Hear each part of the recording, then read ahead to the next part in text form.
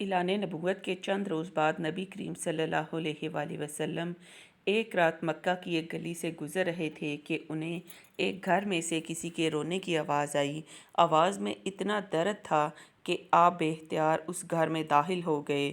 دیکھا تو ایک نوجوان جو کہ حبشہ کا معلوم ہوتا ہے چکی پیس رہا ہے اور زاروں کی طرح رو رہا ہے۔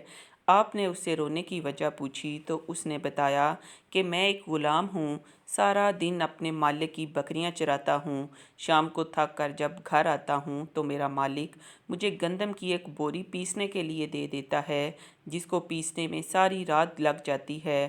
میں اپنی قسمت پر رو رہا ہوں کہ میری بھی کیا قسمت ہے، میں بھی تو ایک گوشت پوست کا انسان ہوں، میرا جسم بھی آرام مانگتا ہے، مجھے بھی نیند ستاتی ہے، لیکن میرے مالک کو مجھ پر ذرا بھی ترس نہیں آتا۔ کیا میرے مقدر میں ساری عمر اسی طرح رو رو کے زندگی گزارنا لکھا ہے؟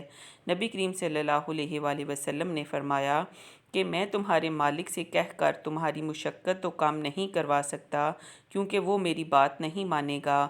ہاں، میں تمہاری تھوڑی مدد کر سکتا ہوں کہ تم سو جاؤ اور میں تمہاری جگہ پر چکی پیستا ہوں۔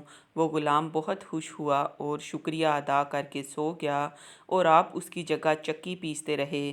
جب گندم ختم ہو گئی تو آپ اسے جگائے بغیر واپس تشریف لے آئے۔ دوسرے دن پھر آپ وہاں تشریف لے گئے اور اس غلام کو سلا کر اس کی جگہ چکی پیستے رہے۔ تیسرے دن بھی یہی ماجرا ہوا کہ آپ اس غلام کی جگہ ساری رات چکی پیستے رہے اور صبح کو خاموشی سے اپنے گھر تشریف لے آتے۔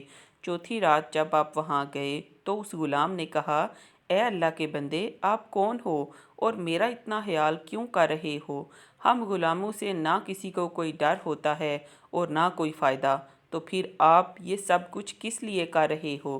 آپ نے فرمایا کہ میں یہ سب انسانی ہمدردی کے تحت کر رہا ہوں، اس کے علاوہ مجھے تم سے کوئی غرض نہیں۔ اس غلام نے کہا کہ آپ کون ہو؟ نبی کریم صلی اللہ علیہ وآلہ وسلم نے فرمایا، کیا تمہیں علم ہے کہ مکہ میں ایک شخص نے نبوت کا دعویٰ کیا ہے؟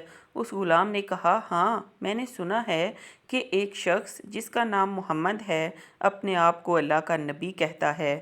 آپ نے فرمایا کہ میں وہی محمد ہوں۔ یہ سن کر اس غلام نے کہا کہ اگر آپ ہی وہ نبی ہیں تو مجھے اپنا کلمہ پڑھائیے، کیونکہ اتنا شفیق اور مہربان کوئی نبی ہی ہو سکتا ہے جو غلاموں کا بھی اس قدر خیال رکھے۔ آپ نے انہیں کلمہ پڑھا کر مسلمان کر دیا۔ پھر دنیا نے دیکھا کہ اس غلام نے تکلیفیں اور مشقتیں برداشت کیں لیکن دامن مصطفیٰ نہ چھوڑا۔ انہیں جان دینا تو گوارا تھا لیکن اتنے شفیق اور مہربان نبی کا ساتھ چھوڑنا گوارا نہ تھا۔ آج دنیا انہیں حضرت بلال حبشی رضی اللہ کے نام سے جانتی ہے۔ نبی کریم کی ہمدردی اور محبت نے انہیں آپ صلی اللہ علیہ وآلہ وسلم کا بے لوث غلام بنا کر رہتی دنیا تک مثال بنا دیا۔